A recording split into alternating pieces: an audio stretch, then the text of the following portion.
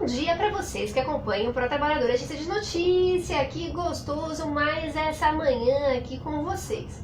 E faz tempo que eu não trazia pauta sobre carreira e o pessoal já tava me cobrando. Mas vocês sabem que a loira aqui ama puxar sardinha pro lado dela, né? Ela gosta de trazer assuntos para motivar e incentivar aí o mercado de comunicação, tanto na questão do empreendedorismo. Regina, empreendedorismo, comunicação?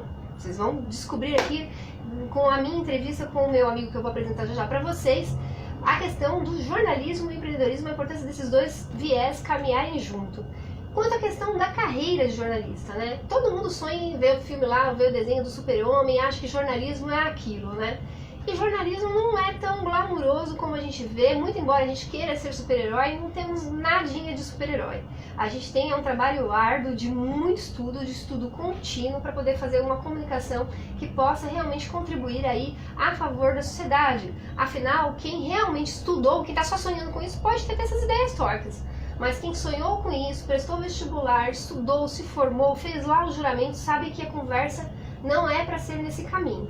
Bem, quem vai hoje dividir essa cena comigo e vai trazer para você toda essa bagagem aí na área de comunicação e comunicação empreendendo é o meu amigo jornalista, escritor, Rivaldo Schimen. Bem-vindo à redação do Pro Trabalhador, a Toca das Corujas, Rivaldo. Obrigado. Dá um bom dia para as pessoas que acompanham a gente. Bom dia, pessoal. O Rivaldo me trouxe até um presente que ele sabe que eu amo ler, vou agradecer aqui em público, né, que é o do Fernando Pessoa. Livro Desassossego. Ele estava me comentando comigo que esse livro, esse Fernando Pessoa, falava muito sobre sonhos. E a amiga jornalista dele, ele conhece desde os 19 anos, é muito sonhadora. Apresentado a biografia do Rivaldo, eu já apresentei para vocês. Mas eu vou apresentar agora para vocês um pouquinho da minha história em conjunto com ele. Essa loira aqui é uma advogada, primeira formação, professora, técnica lá atrás, né? E jornalista se tornou em razão de uma oportunidade que surgiu lá na Força Sindical. Numa época em que na área que a Regina atuava como jornalista, que é a assessoria de imprensa, que nós vamos tratar mais especificamente hoje, que é o meu forte, o forte do Rivaldo Schimen, ainda existia muito pouca biografia. O jornalista que enverdava por esse caminho era malquisto pelos demais colegas, porque ele era tido como lobista, ele era confundido como barreira, como obstáculo. Então era muito difícil você encontrar elementos para você construir uma comunicação diferenciada. Mas eu achei os livros do Rivaldo e comecei a estudar nas cartilhas do Rivaldo, sem nem sonhar que futuramente viríamos a ser colegas, né? Ele viria assessorar lá os metalúrgicos da Força Sindical. Bem, contado como a gente se conheceu, como é a nossa amizade, vamos falar um pouquinho sobre essa sua área de comunicação, de assessoria de imprensa. Como é que de jornalista foi parar assessor de imprensa? Você viveu, se eu vivi esse preconceito, eu que sou um pouco mais nova que você, há 19 anos atrás, eu imagino você quando migrou do jornalismo mesmo para assessoria. Já começou ali. Como é que você decidiu esse viés do caminho? Hoje, quem vai parar em assessoria está escolhendo, mas na nossa época não tinha muito isso, né, Rivaldo? Como é que foi com você? Bom, começou antes disso, no tempo de faculdade, né? Eu morava em Santos, então eu fiz faculdade lá em Santos, né? E nos anos 70, né? E aí eu conheci um jornalista de assessoria de imprensa, de assessoria de comunicação, né? Eu falei com ele, eu vou fazer jornalismo. E ele falou, não faça. Por quê? Não faça porque não tem campo. Olha a história, não é? Não tem campo. Quantos anos atrás isso? Isso pode revelar a idade? 40 anos atrás. Há 40 anos atrás. Aí, 19 anos depois continuavam falando isso. Bom, depois esse jornalista virou juiz e se aposentou. E a mulher dele, por acaso, é minha amiga, desde essa época. E ela dizia assim, o falecido falou isso pra você? E eu falei, o falecido, ele faleceu? Meus pesos? Não faleceu, eles separaram. Quando a pessoa separa, falece, né? Bom, aí, Regina, eu entrei na faculdade e onde, naquela época, em comunicação, tinha jornalismo, relações públicas ou publicidade. Então eu fui escolher jornalismo, né? Poderia ter escolhido publicidade ou relações públicas. Vivíamos na ditadura militar, né? Que começou em 64 e foi até 85, ou seja... Não tínhamos liberdade de imprensa, que a gente tem até hoje, né? Não tínhamos. E aí eu fui fazer um jornal, na época, não é? Os jornais de imprensa alternativa, quer dizer, os jornais de oposição no país, tá? E foi onde eu fazia paralelo à minha vida profissional. Então você já era empreendedor lá atrás, Iva? Não. Mas o jornalismo alternativo Pois já era um pouco empreendedor. Um pouco mais dentro da reportagem, né? Porque eu não fui, no começo, assim, na minha vida profissional, eu não fui editor, não fui redator, eu fui repórter, que eu gostava de fazer, como gosto até hoje. Eu não me sinto um escritor, sabe? Eu acho que eu sou jornalista. Um dos melhores escritores do país, principalmente quando o assunto é comunicação, dizendo que não é escritor. Olha, fala da humildade. Não, Regina, eu acho que é o seguinte, né? Eu me sinto essencialmente jornalista. Eu acho que comecei jornalista e vou morrer jornalista, sabe? Sempre serei jornalista, não é? Será um repórter com muito orgulho. Eu acho que sim, eu faria uma reportagem de 80 anos, 90 anos, talvez com uma bengala e barbas brancas, enfim, não é? Eu gosto de reportagem, sabe? Eu sempre fui repórter, não é? Tá? Então é o seguinte, você perguntou, como é que aconteceu a assessoria de comunicação, né? Como é que foi a minha vida como assessor? Naquele tempo, o preconceito contra os assessores, aos assessores, era pior ainda.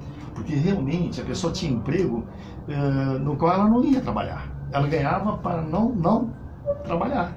Ou seja, ela tinha um salário somente para fazer lobby. O que tinha de lobista nas redações, Regina, era uma coisa impressionante. Eu mesmo fui vítima de lobista em redação. Na Folha de São Paulo, por exemplo, eu tinha alguns que eu pensava que fossem colegas de trabalho, na verdade eram policiais, eram gente que andava armada, gente que fazia lobby a favor da polícia ou a favor de onde eles trabalhavam. Tempos de ditadura, tempos terríveis. No tempo da ditadura, exatamente. Tá? Então, eu via com maus olhos a assessoria de comunicação. Realmente eu via com maus olhos. E isso foi até a minha geração, que eu peguei essa fase. 4 jornalistas contratados para o meu cargo, nenhum ficou, porque eles se viam como lobistas, eles não gostavam de ser enxergados assim, né? Em 1980, que começou efetivamente, acabada a ditadura e tal, começou efetivamente a assessoria competir entre elas. A começar o assessor não é mais aquele sujeito que fazia lobby só e tal. Batia nas costas, puxava o saco, né? Levava e trazia daqui para lá.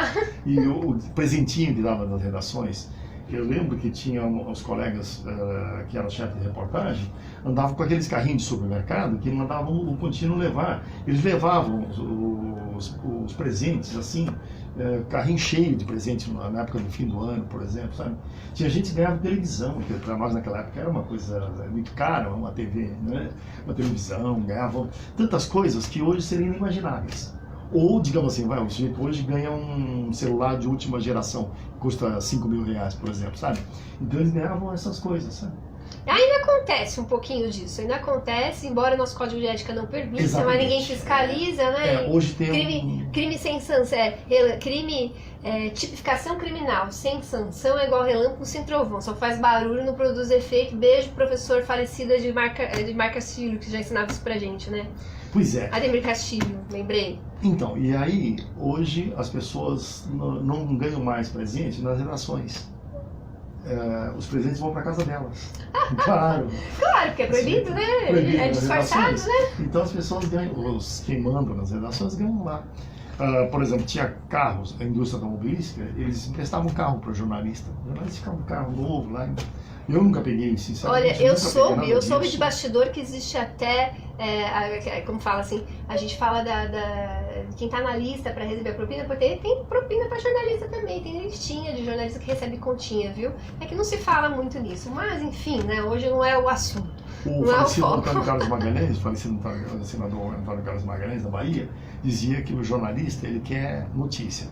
Ou ele quer notícia, ou ele quer algum emprego, por exemplo, sabe? Tá? Ou dá um dinheiro para ele, um emprego, ou dá a notícia que você fica bem com o jornalista. Era esse o ensino. Só que nós, jornalistas sérios, como é o meu caso, com o do Rivaldo Schimen, a gente vai dizer que esses não são jornalistas, porque se assim não são, não deveriam pertencer à nossa classe. Eu pertenço ao movimento do Conselho Pró-Jornalistas, né? Para que a gente tenha um conselho na nossa categoria, exatamente para que essas coisas não ocorram, né? Para que a gente não... A gente diz que os poderes estão ameaçados, né? Todos os 3 principais poderes, né? Inclusive o não oficial, que é a comunicação, que a gente brinca que é o 4º poder.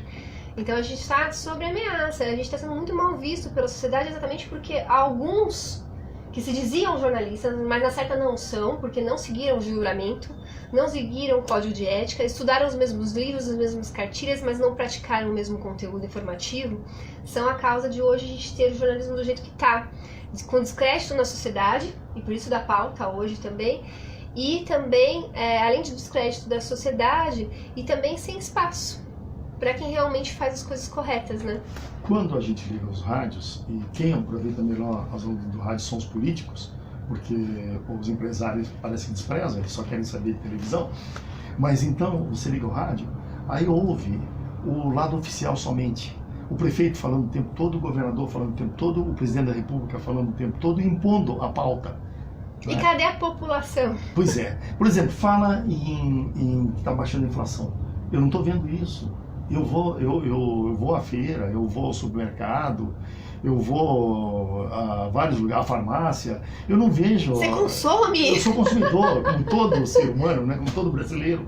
E, no entanto, eu não vejo essa deflação. Não é? E no noticiário, todo dia, a economia está se recuperando. Cadê a economia se recuperando? Temos 15 milhões de desempregados nesse país. Isso daí é uma vergonha, isso daí é algo inimaginável em qualquer país do mundo. Isso daí é motivo para o presidente da República cair. Ele não ficaria em qualquer outro país, mas aqui não, no Brasil não. Ele fica mentindo. E a gente fica fazendo assim, ó. Sim, bem, claro, bem, tudo bem. E nós jornalistas também compactando. Nós não. Aqueles que o assim se dizem jornalistas, mas a certa não são, porque não respeitaram o seu juramento, não estudaram pelos livros, mas não seguem a cartilha. Foram digitamente aprovados pelas universidades, mas não seguem a cartilha, até porque não tem quem fiscalize. A gente não tem um conselho de classe. É importante a gente ter um conselho de classe, sim, para que tenha a obrigatoriedade do diploma, né? Eu, quando assumi como assessoria, não tinha. Porque a assessoria qualquer um fazia. Ninguém, o jornalista mesmo, quem deveria ser a cadeira, na minha época, no meu cenário, eu não queria. Quando começou a querer, porque pagava-se bem para assessoria, né? Na minha fase já pagava-se melhor para assessoria do que para um jornalista que tinha mais qualidade de vida do que um jornalista de redação, aí sim os jornalistas começaram a pleitear essa cadeira, né? E aí a gente sofria muito preconceito também por não ter. Eu tinha vários outros cursos paralelos, eu tinha lido didaticamente, que eu sempre fui autodidata, muitas coisas, inclusive o Chime, já conhecia toda a biografia que existia do Chime na época. Depois tive o privilégio de ler até os bonecos da Chime. O Chime me deu esse prazer de ler os livros bonecos antes de serem publicados, mas não tinha ainda. Mas assim que me graduei em Direito, já que tinha o desejo de ter o título, porque sempre entendi que, e não me identificava como jornalista, o Chime é testemunha disso, até ter o diploma era assessora, porque a assessora pertencia a qualquer cadeira, né? Porque sempre acreditei da importância do diploma, né? Da prática, do diploma. Isso também, você citou um dado importante, Regina, porque se a pessoa não estiver preparada, como é que ela vai desenvolver? Como é que ela vai exercer a sua profissão, né? Esse é um país também de despreparados. Eu acho que um eletricista deveria ser formado nisso, na área dele, sabe? Como uma enfermeira, um instrumentalista, não é? Um motorista, um garçom, né? Um cozinheiro. Está cheio de programas hoje pela televisão que eu vejo na TV a cabo, de cozinha, de culinária, não sei o que mais. Todo mundo faz pratos maravilhosos, todo mundo se encanta. Nossa, o pessoal come o dia todo. Eles estão na televisão, né? Mas na realidade a gente não vê essas coisas, não. No dia a dia é só glamour, é só pra poder inglês ver. Vamos puxar pra nossa praia, assessoria, nosso forte? Vamos falar desse viés? Afinal de contas eu tenho uma meninoca ali, ó, a Mila Stephanie, que tá fazendo aqui um treinamento com a gente de assessoria de imprensa, tá testando até o nosso piloto, que em breve a gente vai estar vendendo, treinamento teórico e prático de assessoria de imprensa. E eu fiquei devendo pra Mila mostrar o meu mestre, vou compartilhar com todas as outras pessoas que acompanham para Trabalhadores de Notícias exatamente esses limites, né? E aí, tudo bem, somos assessores de imprensa, escolhemos dentre as diversas ramificações e possibilidades que o jornalismo existe, e quando eu digo existe várias ramificações e possibilidades, eu não estou dizendo para você aí, colega jornalista, ou você aí estudante, ou você que está sonhando estudar jornalismo, que existe mercado. mercado não existe. É um mercado muito fechadinho, é um mercado que a gente se chama de coleguinha, não é à toa, porque é um coleguinha que vai te pôr lá dentro, ou é um belo de um sobrenome que vai te pôr lá dentro. E não é fácil, você vai estudar, você vai batalhar, teve gente que fez esse caminho? Teve, mas é um mercado muito pequeno. Então se eu te disser que tem mercado, eu tô ali mentindo. Se o Rivaldo disser que tem mercado, a gente tá ali mentindo e mentirosos nós não somos. Né? Mas, Regina, existe uma coisa que você tem que conquistar a duras penas, com muito estudo, muita batalha, e ainda assim você vai se deparar com os sobrenomes da vida, você vai se deparar com o mercado enxugado por coleguinhas. Então é um meio muito difícil para entrar. Então se você quer entrar, uma coisa também é a questão de empreender, né, Rivaldo? Exatamente. Eu tenho um vizinho meu que eu acho que ele é bem típico jornalista de hoje, na faixa dos 20 anos. Né? Ele foi trabalhar na Folha como repórter. Aí da Folha ele foi para a Veja como fotógrafo. E da Veja ele foi para a revista Trip. Eu falei para ele, então você foi para a revista Trip para ser editor ou repórter, né? Não, eu fui para a televisão.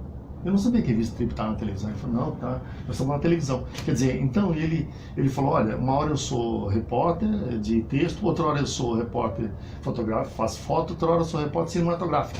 Tá fazendo olha, imagem, Regina, eu fiz né? tudo isso, mas será que é bom isso? É bom, Regina, é bom. A pessoa hoje tem que ser múltipla. Hoje tem que ser um repórter, como aquele antigo repórter abelha da TV Gazeta, né? Você que faz tudo, sabe? Ele anda com a câmera, ele edita, ele filma. Faz tudo. É Porque bom hoje para exige. aquela pessoa que tem esse conhecimento maior do assunto, mas é ruim para o mercado que fica mais enxugado e para a qualidade do produto que a gente vai entregar. Porque por mais que eu seja, pautas, né? por mais que eu seja uma boa jornalista, vamos lá, eu sou boa, Regina Ramalho, sou boa em comunicação estratégica. Esse é o meu forte. Apresentar um programa, por exemplo, eu tô tendo uma necessidade de apresentar nesse momento, estou aprendendo a apresentar aqui com vocês. O Rivaldo se considera um excelente repórter, esse é o forte dele, é nisso que ele vai entregar com qualidade. Então assim, você conhecer de tudo um pouco é importante, é bacana, porque você até respeita o outro lado do colega que se encaixa no seu para ter o resultado final, inclusive o nosso lado que nós vamos tratar, que é a assessoria de imprensa. Né? Qual é o papel da assessoria de imprensa nesse cenário? Mas é ruim que o mercado esteja se comportando assim, que ele queira que a gente conheça um pouquinho de tudo, ok, mas que a gente faça o tempo todo um pouquinho de tudo, isso está errado, é isso que está deixando o mercado do jeito que está, saturado, isso está fazendo com que os jornalistas tenham um índice de mortalidade enorme na juventude, a maioria não passa dos 30 anos, tem várias pesquisas e estatísticas sobre isso, inclusive busquem a Fundacentro nesse sentido. A qualidade também do material que você entrega não vai ser mais o mesmo. Porque uma coisa é eu estar aqui descansada e só ter estudado a pauta para te entrevistar, outra coisa é eu ter que pautar, produzir, apresentar, editar. Não vai ter o mesmo resultado, não existe super-homem. Voltamos ao super-homem que é só desenho, é só ficção. Mas eu acho que a realidade é essa, Regina. Sabe por quê? Você veja bem, não é? Quando eu comecei em jornal, 40 anos atrás, eu não podia ficar copiando a reportagem, claro que não, porque cada situação é uma situação. Mas hoje, nas assessorias de comunicação, já tem modelos. E basta ter quem entra numa assessoria hoje, segue o modelo. Já tem modelos de Brasilize, modelos... E isso funciona?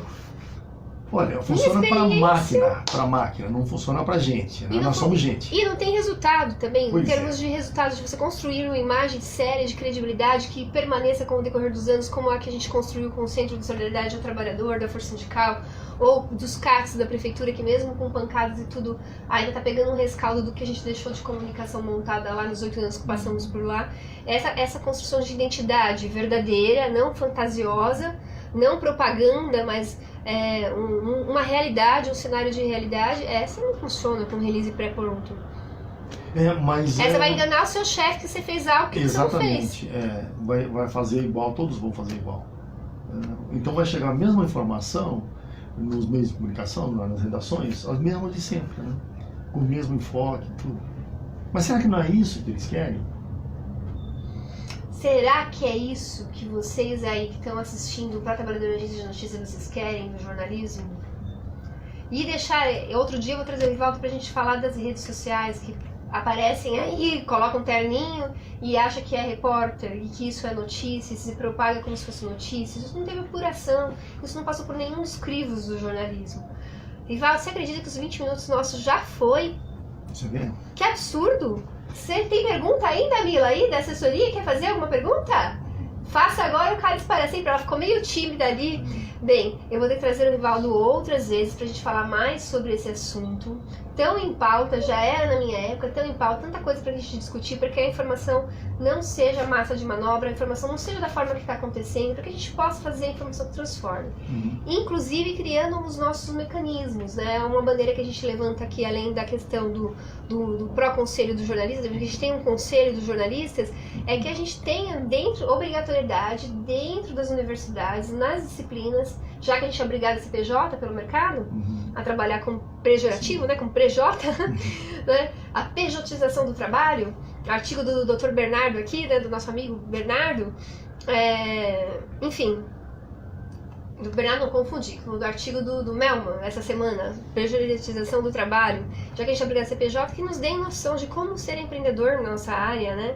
Deixa agora os seus contatos para quem quer saber outras informações.